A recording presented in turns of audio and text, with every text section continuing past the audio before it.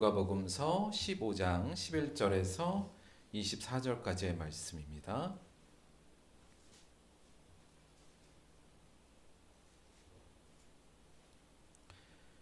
누가복음 15장 11절에서 24절까지의 말씀 제가 봉독하겠습니다.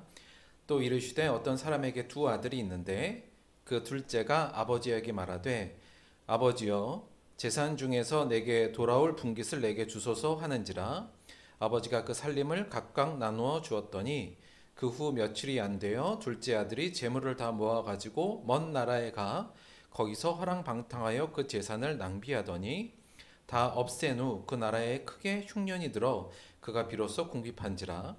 가서 그 나라 백성 중 한 사람에게 붙여 사니 그가 그를 들로 보내어 돼지를 치게 하였는데 그가 돼지 먹는 쥐염 열매로 배를 채우고자 하되 주는 자가 없는지라. 이에 스스로 돌이켜 이르되 내 아버지에게는 양식이 풍족한 품꾼이 얼마나 많은가. 나는 여기서 주려 죽는구나. 내가 일어나 아버지께 가서 이르기를 아버지 내가 하늘과 아버지께 죄를 지었사오니 지금부터는 아버지 아들이라 일컬음을 감당하지 못하겠나이다. 나를 품꾼의 하나로 보소서 하리라 하고 이에 일어나 아버지께로 돌아가니라. 아직도 거리가 먼데 아버지가 그를 보고 측은히 여겨 달려가 목을 안고 입을 맞추니 아들이 이르되 아버지 내가 하늘과 아버지께 죄를 지었사오니 지금부터는 아버지 아들이라 일컬음을 감당하지 못하겠나이다 하나 아버지는 종들에게 이르되 제일 좋은 옷을 내어다가 입히고 손에 가락지를 끼우고 발에 신을 신기라. 그리고 살찐 송아지를 끌어다가 잡으라. 우리가 먹고 즐기자. 이 내 아들은 죽었다가 다시 살아났으며 내가 잃었다가 다시 얻었노라 하니 그들이 즐거워하더라. 아멘. 오늘은 감사의 기초라는 제목으로 하나님의 말씀 함께 상고해 보도록 하겠습니다.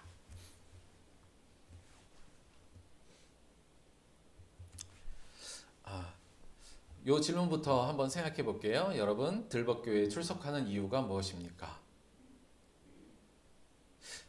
제가 사실 이 질문을 던지고도 참 민망한 게 왜 출석하긴요? 저나 저희 집사람 불쌍해서 와주는 건데 제가 굳이 이걸 왜 물어보나 제가 그런 생각도 좀 드는데요. 다들 뭐 그렇죠? 다들 뭐 그래서 온 거 다 알면서 왜 이걸 물어봐 이럴 수 있는데 저희가 이제 교회를 저희가 출석하는 것은 근본적으로 신앙생활에 아주 기본적인 일이니까 하긴 하잖아요. 근데 이게 이제 우리가 습관이 되다 보면 사실 습관이 된다는 게 그렇게 나쁜 것만은 아닌데 이게 교회 출석이 그냥 습관적으로 되다 보면 여하간 그 알맹이가 없이 그냥 겉만 만들어내는 신앙의 모습만 만들어낼 수 있기 때문에 저희가 때로는 내가 왜 교회에 출석하는가 이거에 대한 목표나 목적을 명확히 알고 있는 게 사실은 훨씬 더 신앙생활에 도움이 되고 우리를 좀 깨어있게 만드는 부분이 되거든요. 그래서 굳이 들벗교회에 출석한 이유가 아니라 우리가 왜 교회에 출석하는가 이 부분에 대해서도 스스로가 뭔가 답을 갖고는 있어야지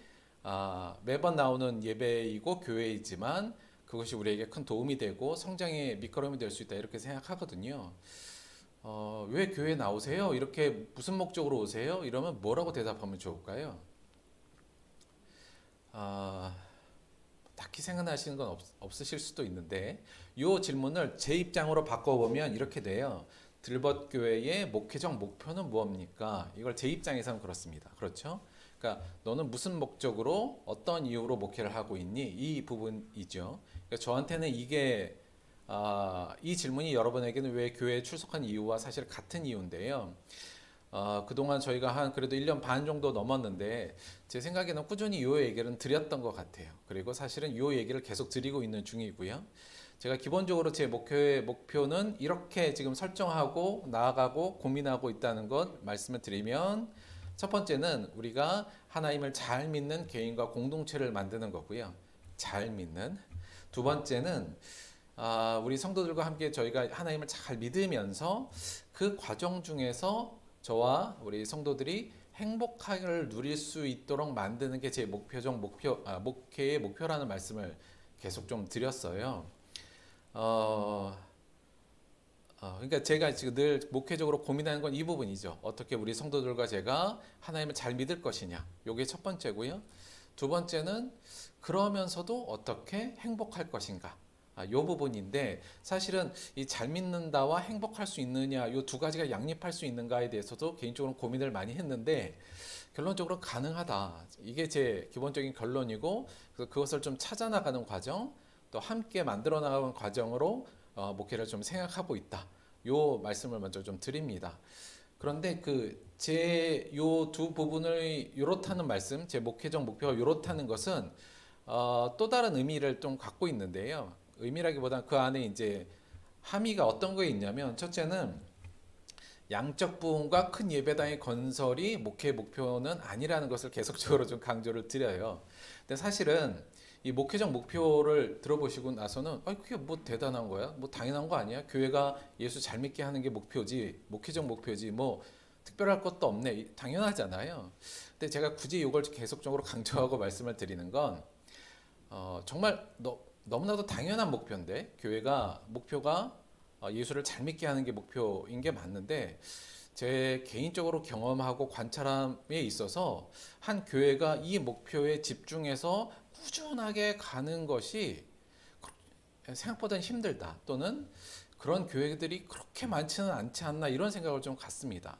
이게 왜 그러냐면 이게 일단 처음에 왜 우리가 교회를 개척하잖아요. 개척하고 시작하면 사실은 물론 그런 목회자들을 꼭 비난하고자 하는 게 아니라 사실 이게 생존의 문제가 결려 있는 부분들도 분명히 있어서 어떻게 하든지 부흥하려고 하는 목표를 가질 수밖에 없어요. 그렇죠? 개척교회들이 당장 교회도 운영되어야 되고 하니까 그러기 위해서는 성도들이 좀 많아야 되는 게 어쩔 수 없는 상황이고 그러니까 이게 교회가 양적으로 부흥해야 되고 양적으로 부흥하면서 더 크고 멋진 예배당을 갖고 싶어하는 게 일반적인 목사님들의 목표가 될 수밖에 없는 어떤 뭐 변명이라기보다는 그런 경향으로 가는 경우도 많고요.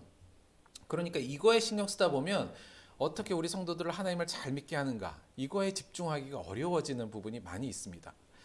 더 나아가서 이제 그러면 양적으로 부흥하고 큰 예배당을 가지면 이거에 집중하느냐 하나님을 잘 믿는데 그렇게도 잘 안 돼요. 왜냐하면 그 위에는 목사님들이 또 자신의 어떤 실력을 좀 보여주려면 교회가 부흥하는 것밖에 없거든요. 사실은 교회 개척 안 하고 어떤 교회 청빙을 받아가는 목사님들도 가자마자 무슨 목표를 세우냐 우리 성도들을 예수를 잘 믿게 만들어야지 요거보다는 빨리 교회를 성장시켜서 내가 실력 있음을 좀 증명해야지 이렇게 될 수밖에 없는 상황들이 현실적으로 많습니다. 그래서 교회가 당연히 하나님을 잘 믿게 만드는 것 이게 굉장히 중요하고 1차적인 목표임에도 불구하고 사실은 이 목표를 집중하는 일이 별로 집중하는 교회가 그렇게 많지 않지 않는가 개인적으로 그런 좀 문제의식을 좀 갖고 있고요.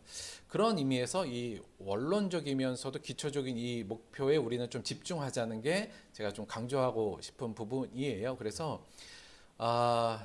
여러분도 물론 여기서 지금 우리 교회의 양적 성장과 이런 거에 여러분이 크게 관심은 없지만 그러니까 근본적으로는 여러분도 이 목표가 있다. 이걸 꼭 알아주셔야 되고요. 두 번째는 이 의미는 뭐냐면 저와 여러분이 들벅교회 제 목회적 목표와 하나가 되어야 된다는 것을 이게 함의가 있습니다. 그러니까 여러분도 교회 나오는 들벅교회 나오는 목적을 뭘로 설정하셔야 되냐면 내가 교회 나와서 정말 하나님을 잘 믿고 이 안에서 하나님을 믿으면서도 내가 행복을 꼭 만들어 봐야지 이 목표를 같이 우리가 갖는 게 중요하다는 거죠.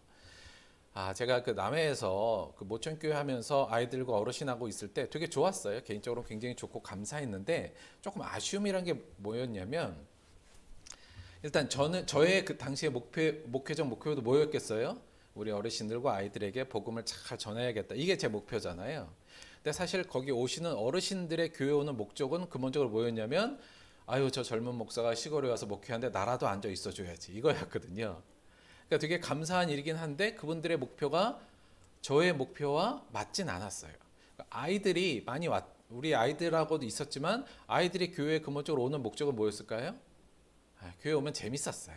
그리고 저희들이 나름 또 뭐 재밌게 해주고 모두 주고 하니까 아이들이 교회에 오는 것은 재밌고 좀 뭐를 얻어가기 위한 거였잖아요. 그게 뭐 잘못됐다는 게 아니라 근데 여간 그래서 이제 그런 서로 다른 목표로 교회를 오는데 여간 그 목표를 제 목표 안에 만드는 게 제 책임이고 제 의무이기도 했지만 그냥 조금 아쉬움이 있었어요. 다 같이 한 목표로 모이면 정말 좋을 텐데 서로 목표가 달라버리니까 교회 오는 것들도 조금 시너지나 어떤 그 성과가 잘 안 나는 게 아닌가.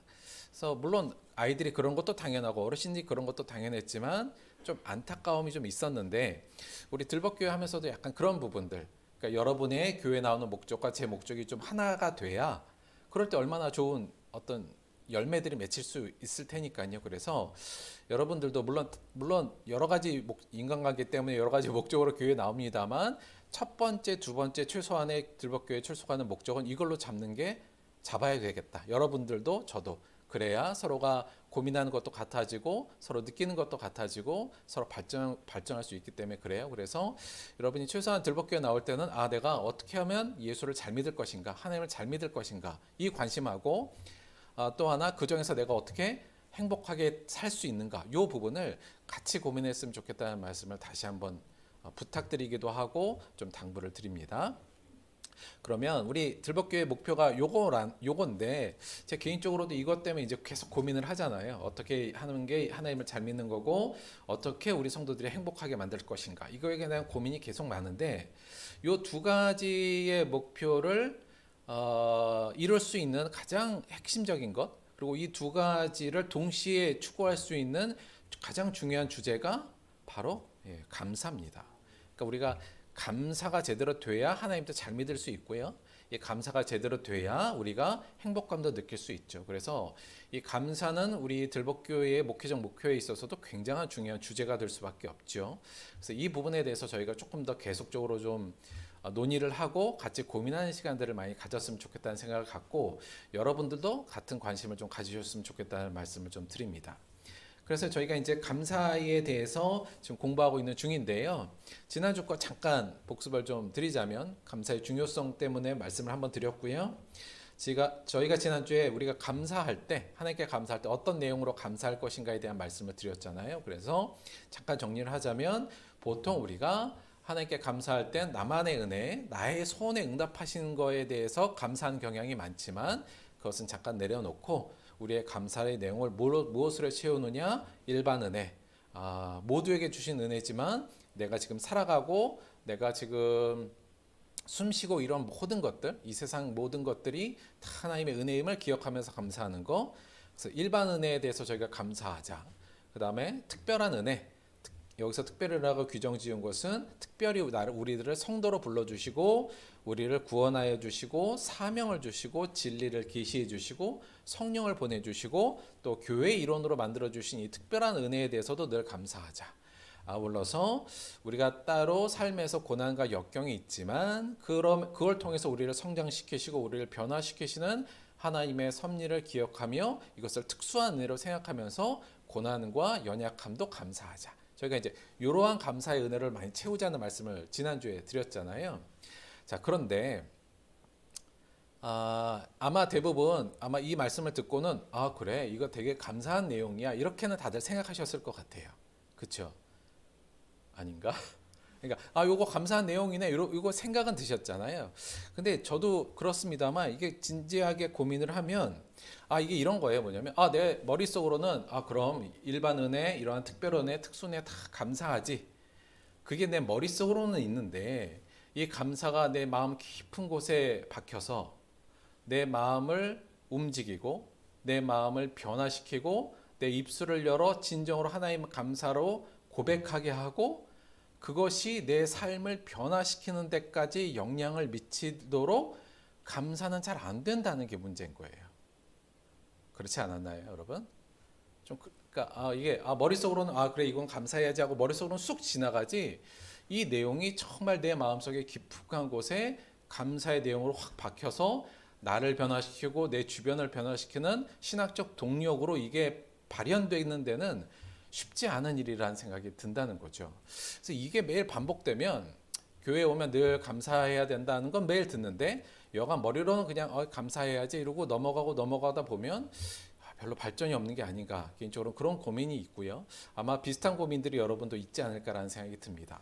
그래서 이게 정말 감사한 내용이고 감사가 우리 삶에 정말 중요한 내용이고 신앙적 목표를 위해서도 굉장히 중요한데 왜 나에겐 이 감사가 그냥 머릿속으로만 쑥 지나가고 내 삶을 변화시키는 동력으로까지 확산되지 않는가에 대해서 고민을 할 때 제가 볼 때 뭔가 빠져서 그런 것 같아요. 그러니까 뭔가가 여기서 더해져야만 그러니까 이 감사가 그런 힘을 발휘하기 위해서는 뭔가 정말 더 필요한 게 있는데 그게 뭔가에 대해서 고민하다가 개인적으로 오늘 본문 말씀 중에서 우리가 채워 넣어야 될 비어 있는 그 부분을 좀 찾았다는 생각이 듭니다. 그래서 오늘 본문 말씀을 함께 보시면서 함께 좀 찾아봤으면 좋겠거든요. 그러니까 요 스토리를 통해서 우리가 정말 감사가 진정한 우리의 감사가 되려면 우리를 변화시키는 감사가 힘과 능력으로 우리를 변화시키는 힘이 되려면 뭐가 더 우리 안에 있어야 되는가를 여러분 한번 꼭 한번 찾아보는데 제가 한번 다시 쭉 읽어볼 테니까 읽으면서 여러분이 이게 더 있어야 되겠구나라는 걸 혹시 한번 찾아보시기를 바래요. 스토리는 잘 아는 스토리이기 때문에 조금 빨리 읽어보도록 할게요. 이건 예수님의 비유 말씀인 거 다들 아실 거고요. 또 이르시되 어떤 사람에게 두 아들이 있는데 그 둘째가 아버지에게 말하되 아버지여 재산 중에서 내게 돌아올 분깃을 내게 주소서 하는지라 아버지가 그 살림을 각각 나누어 주었더니 그 후 며칠이 안 되어 둘째 아들이 재물을 다 모아가지고 먼 나라에 가서 허랑방탕하여 그 재산을 낭비하더니 다 없앤 후 그 나라에 크게 흉년이 들어 그가 비로소 궁핍한지라 가서 그 나라 백성 중 한 사람에게 붙여 사니 그가 그를 들러보내어 돼지를 치게 하였는데 그가 돼지 먹는 쥐염 열매로 배를 채우고자 하되 주는 자가 없는지라 이에 스스로 돌이켜 이르되 내 아버지에게는 양식이 풍족한 품꾼이 얼마나 많은가 나는 여기서 줄여 죽는구나 내가 일어나 아버지께 가서 이르기를 아버지 내가 하늘과 아버지께 죄를 지었사오니 지금부터는 아버지 아들이라 일컬음을 감당하지 못하겠나이다 나를 품꾼의 하나로 보소서하리라 하고 일어나 아버지께로 돌아가니라 아직도 거리가 먼데 아버지가 그를 보고 치긴히 여겨 달려가 목을 안고 입을 맞추니 아들이 이르되 아버지 내가 하늘과 아버지께 죄를 지었사오니 지금부터는 아버지 아들이라 일컬음을 감당하지 못하겠나이다 하나 아버지는 종들에게 이르되 제일 좋은 옷을 내어다가 입히고 손에 가락지를 끼우고 발에 신을 신기라 그리고 살찐 송아지를 끌어다가 잡으라 우리가 먹고 즐기자 이내 아들은 죽었다가 다시 살아났으며 내가 일어났다 다시 얻었노라 하니 그들이 즐거워하노라 하더라. 자, 우리가 흔히 탕자의 비유라고 이야기하는 또는 아버지의 비유 이렇게 이야기하는 아주 익숙한 비유이긴 합니다. 근데 이 비유 속에서 그리고 이 비유의 전반부인데요. 저는 이 전반부에서 우리가 정말 감사하기 위해서는 이것이 필요하구나라는 것을 보여주는 중요한 내용이 있다고 생각이 들어요. 뭘 것 같으세요? 혹시 발견하신 거 있으세요?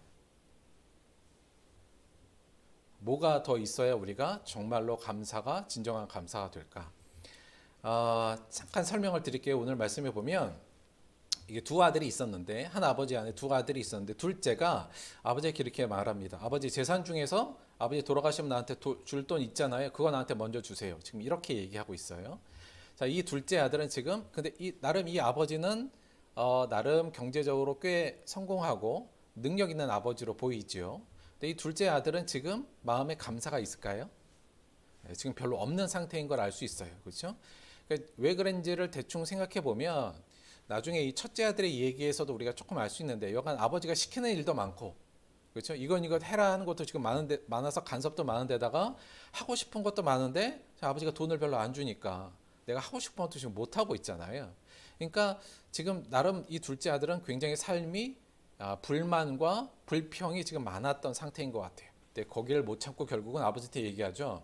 아버지 이제 좀 분깃 먼저 주십시오. 사실 이거는 아버지 빨리 죽으세요. 이런 뜻하고도 사실 같은 거라 굉장히 정말 정말 배은망덕한 행위인데 여간 그렇게 얘기를 하고 아버지는 그 살림을 결국 나누어 주죠. 먼저 분깃을 나누어 줍니다. 그랬더니 이 둘째 아들이 어떻게 했느냐?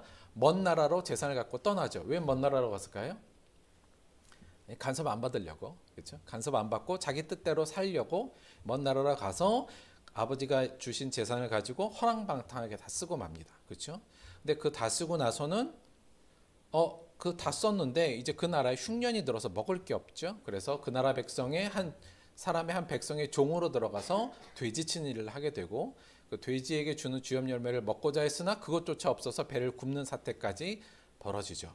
자, 그런데 이 아들이 근데 오늘 본문에서 쭉 볼 때 굉장히 똑같은 문장이 반복적으로 나오는 부분이 있어요. 그렇죠? 이렇게 똑같은 단어가 반복적으로 나와도 사실 성경에서 굉장히 중요한 부분인데 관심을 가져야 되는데 여기는 똑같은 문장이 두 번 연속으로 나옵니다. 뭘까요? 이 부분이에요. 18절 내가 일어나 아버지께 가서 이르기를 아버지 내가 하늘과 아버지께 죄를 지었사오니 지금부터는 아버지 아들이라 일컬음을 감당하지 못하겠나이다. 나를 풍근의 하나로 보소서 하리라고 생각하는 부분에 그러니까 자기의 생각 속에 이 문장이 하나 드러 나오고요. 또 한 번은 어디에 나오냐면 바로 그 밑에 진짜 아버지에게 말을 할 때 그때 똑같은 문장이 지금 성경에서 반복되죠. 아버지 내가 하늘과 아버지께 죄를 지었사오니 지금부터는 아버지 아들이라 일컬음을 감당하지 못하겠나이다. 자, 그렇다면 이 반복되는 문장이 굉장히 중요한 키포인트라는 얘기로 성경에서 중요하게 생각하고 있다고 우리가 얘기할 수 있거든요. 자, 이 아들이 이제 돌이켜 회개하고 아버지께 나와서 이제 그때 비로소 느낀 거죠. 내가 아버지 밑에 있는 게 정말 감사한 일이었구나. 그 밑에서 간섭도 받고 아버지가 돈도 안 주고 했지만 그 밑에 있는 게 정말 얼마나 나에게 감사한 인가를 비로소 깨닫게 되죠. 근데 그가 비로소 깨닫게 되는 그 마음의 핵심이 뭐였냐면 바로 이 고백이었어요. 내가 하늘과 아버지께 죄를 지었사오니 지금부터는 아버지 아들이라 일컬음을 감당치 못하겠다는 이 고백 속에서부터 그의 새로운 감사에 대한 이해가 새롭게 시작된 거거든요. 지금 이 대사를 통해 지금 이 아들의 심령이 어떠한 심령이라고 우리가 얘기할 수 있을까요? 이 고백의 심령이 내가 하늘과 아버지께 죄를 지었사오니 이제부터는 아버지 아들이라 내가 일컬음을 감당하지 못하겠다. 이 고백은 어떤 심령에서 지금 이 둘째 아들이 어떤 심령인 걸 얘기하죠? 가난한 마음이잖아요. 이제 마음이 가난하게 됐고 이 가난한 마음이며 또 어떤 마음이에요? 이게 애통하는 마음이기도 하고요. 우리가 마태복음 5장에 보면 이게 온유한 마음이기도 해요. 이걸 결론적으로 말하면 지금 이 둘째 아들이 어떤 마음으로 바뀌었냐면 그 마음이 겸손한 마음으로 바뀌었어요. 그러니까 이 아들이 마음에 겸손함이 없었을 때는 자기가 정말 갖고 있는 감사의 내용을 몰랐다가 비로소 그의 마음이 겸손하게 됐을 때 자기에게 주어진 모든 것이 감사임을 비로소 지금 깨닫고 있다는 거죠. 겸손은 우리의 감사를 만들어내는 굉장히 중요한 요소입니다. 겸손을 보통 우리가 이렇게 얘기하잖아요. 그러니까 겸손이 뭐야? 그러면 나는 원래 이 정도 사람이야. 꽤 높은 사람이지만 사람들 앞에 낮은 모습으로 들어가는 것, 나를 낮추는 행위를 일반적으로 겸손이라고 말하는데요. 예, 그것도 겸손 맞습니다. 그런데 근본적으로 제가 볼 때 겸손이란 어떤 것이냐면 자기 자신의 실체를 똑바로 바라보는 자세가 겸손이라고 할 수 있습니다. 근본적으로. 그리고 이 내용, 내가 내 자신의 실체를 똑바로 바라보면 어떤 고백이 나올 수밖에 없냐면 방금 했던 둘째 아들의 고백이요. 내가 하나님의 앞에 철저한 죄인이오니 내가 하나님의 자녀라 칭함을 사실은 감당할 수 없는 죄인입니다를 고백하는 것, 그것이 겸손이죠. 이렇게 볼 수 있을 것 같아요. 내가 하나님의 앞에 철저한 죄인이라 내가 내 실체를 정말 봤더니 정말 죄인인 거예요. 매일 삶에 하나님을 믿는다고 하지만 사실 우리의 삶을 돌이켜보면 하루에도 수십 번, 수백 번 마음으로 생각으로 죄를 짓고 부족한 모습을 보이잖아요. 내가 이런 사람인데 내가 하나님의 은혜를 누릴 수 있는 자격이 없는 자네. 하나님의 작은 은혜도 내가 누릴 만한 자격은 없는 자네라는 것을 발견하는 것. 그것을 바라볼 수 있는 게 사실은 겸손이죠. 근데 이 겸손의 마음을 갖게 되면 둘째 아들처럼 내가 이제 아버지 아들이라 칭함을 받을 자격이 없습니다. 왜냐하면 내가 죄인이라. 그것을 깨닫게 되면 그리고 우리 마음이 이렇게 바뀌면 하나님 내가 철저히 죄인이군요. 내가 하나님의 은혜를 받을 수 있는 요만큼의 자격도 없군요. 라는 걸 우리가 입술로 고백하고 내 마음속에 갖게 되면 그때부터 우리 앞에 놓여지는 은혜들은 좀 더 새롭게 다가올 겁니다. 다시 말하면 사실 이런 마음을 갖고 있는 사람 있잖아요. 하나님 내가 정말 죄인이네요. 정말 저를 봤더니 내가 정말 죄인인 거 하나님 고백합니다. 이런 사람이 사실은 그런데 하나님 이것도 해주세요. 이런 기도가 잘 안 나와요. 그렇잖아요. 우리가 부모님한테 매일 말썽 피우고 말 안 들었다가 갑자기 저 이거 사주세요. 이 말을 못 하잖아요. 민망해서. 그러니까 정말 우리가 정말 이 겸손한 마음을 갖고 있는 사람이 하나님한테 소원이 있어도 이 말하기가 굉장히 민망하죠. 그러니까 사실 이 나만의 은혜를 주세요 이 기도가 잘 안 되게 되고요. 겸손하면 기본적으로 우리가 이런 건 조금 덜 하자는 말씀을 드렸잖는데 정말 겸손하게 되면 이 나만의 은혜를 추구하는 것도 덜 하게 되고요. 우리가 특수은혜라는 게 우리가 어떻게 얘기했냐면 고난 속에 있는 상황이잖아요. 근데 이 마음을 갖고 있는 사람은 사실 고난 앞에서도 그렇게 두려워하거나 당황하지 않습니다. 그렇죠? 내가 정말 하나님한테 철저한 죄인인데 이 고난이 오면 아유 그냥 뭐 그래요. 내가 이런 고난 받는 게 맞지 뭐 이렇게까지 받아들이잖아요. 그래서 이 앞에서도 그렇게 흔들리지 않아요. 겸손한 사람들은 고난이 와도 물론 우리가 해석하는 대로 그 고난 속에서 우리를 성장시켜 주는 걸 알면 더 감사하기도 하고요. 근데 정말 이 겸손한 자세를 갖고 있는 사람이 특별 은혜를 바라볼 때는 이건 말로 할 수 없는 은혜가 되는 겁니다. 그렇죠?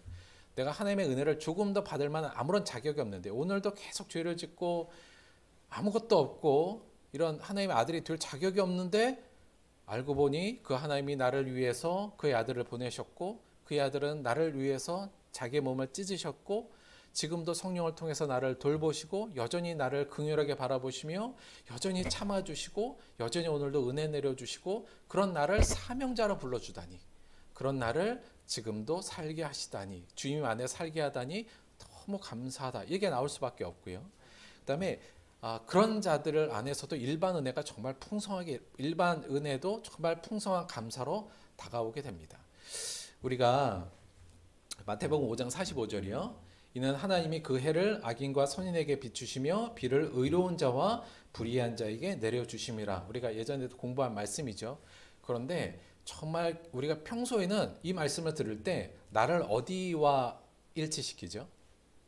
보통 우리가 어떻게 되냐면 이는 하나님이 그 해를 믿지 않는 악인과 믿는 나에게 비추시며 비를 의로운 나에게 비추시기도 하는데 안 믿는 세상 사람들에게도 내려주심이라. 보통 이렇게 해석을 하거든요.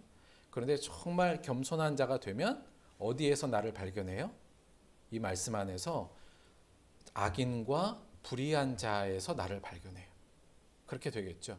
오늘도 내가 그렇게 하나님 앞에 죄를 짓고 여전히 돌이키지 못한 나에게도 오늘도 해를 내려주시고 그런 나를 위해서도 비를 내려주시고 이 세상을 운영하시는구나 이렇게 바뀌거든요. 그래서 정말 우리가 이 겸손한 자세가 됐을 때 내 자신의 실체를 똑바로 보고 하나님 앞에 주님 내가 죄인입니다.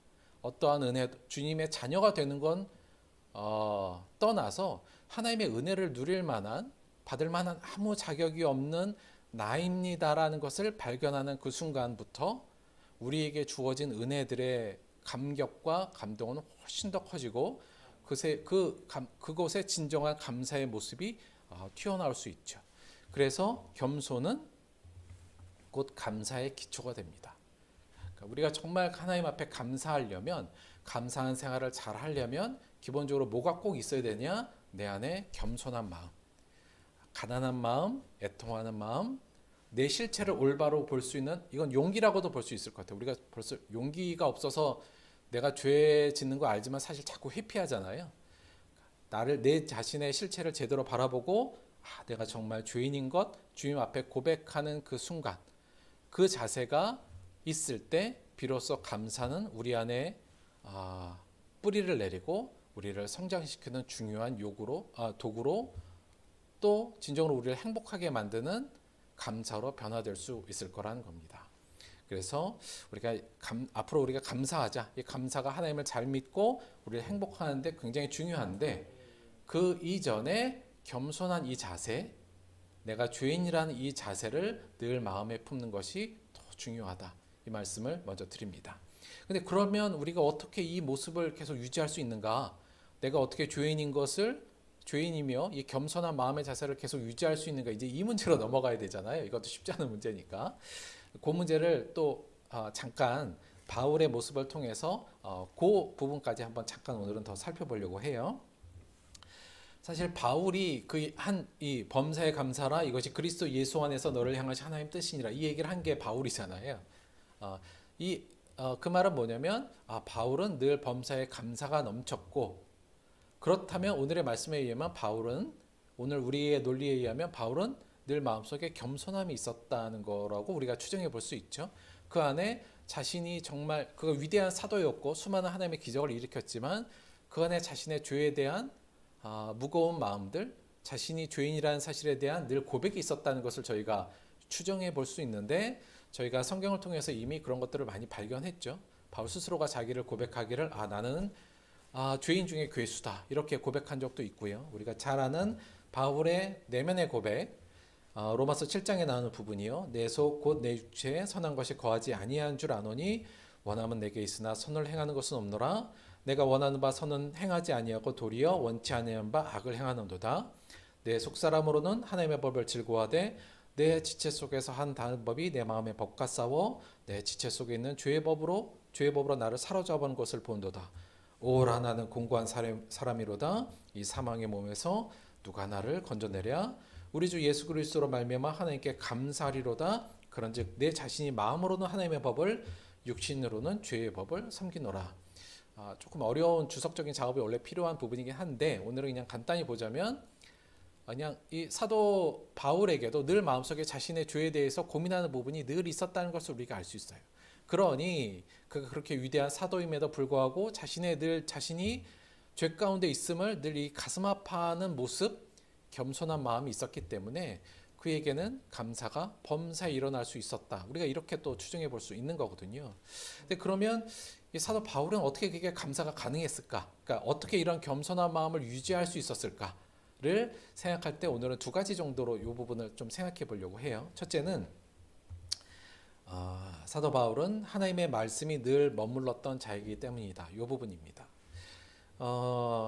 사실 사도 바울이 율법에 있어서는 전문가였잖아요. 프로였고 사실은 박사였어요. 나는 유대인으로 길리기아 다소에서 태어났고 다소에서 났고 이 성에서 자라 가말리엘의 문화에서 우리 조상들의 율법의 엄한 교훈을 받았다. 그러니까 사실 사도 바울이 율법에 거의 정통한 사람이죠. 여러분, 율법을 정통했다는 건 무슨 말이냐면 하나님의 말씀이 늘 머릿속에 있었다는 얘기잖아요. 하나님의 말씀이 늘 머릿속에 있으면 우리한테 무슨 일이 일어날까요, 여러분? 늘 내가 죄인임을 깨닫게 됩니다. 이게 참 어려운 말이기도 한데요. 그러니까 우리가 하나님의 말씀이 왜 여러분 우리 안에 하나님의 말씀이 늘 머무르게 합시다. 이 말씀 안에는 그를 통해서 우리가 가야 될 방향 이런 걸 잘 아는 것도 중요한데요. 이게 제가 나름 그래도 성경을 연구한 사람 입장에서 성경 전체를 볼 때 제가 볼 때 성경의 한 80% 정도는 우리를 뭐랄까요? 좀 우리의 죄를 깨우는 말씀이 대부분 80%고요. 그러니까 읽으면 부담되는 말씀이 제가 볼 땐 80%고 한 20% 정도가 그냥 읽을 때 은혜되는 말씀이에요.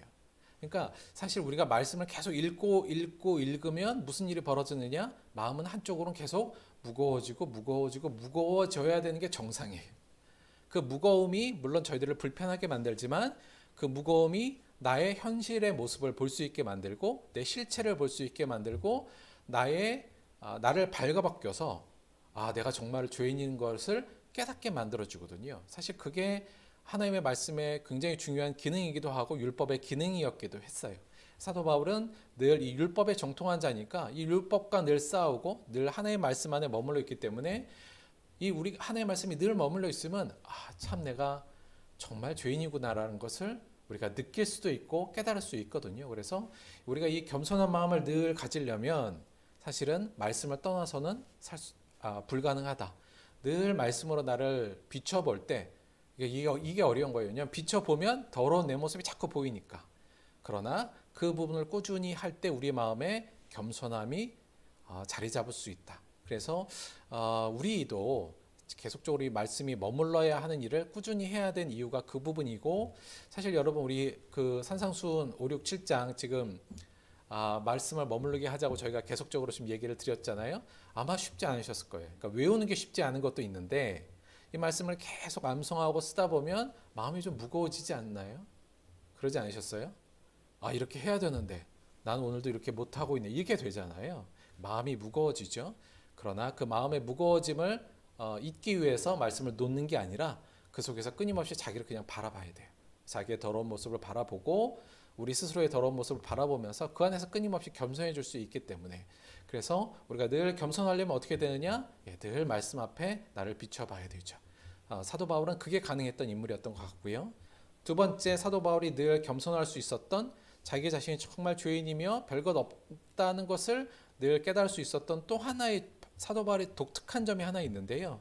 그 부분은 바로 이 부분입니다. 자신을 하나님의 양자로 인식했다. 이 부분이에요.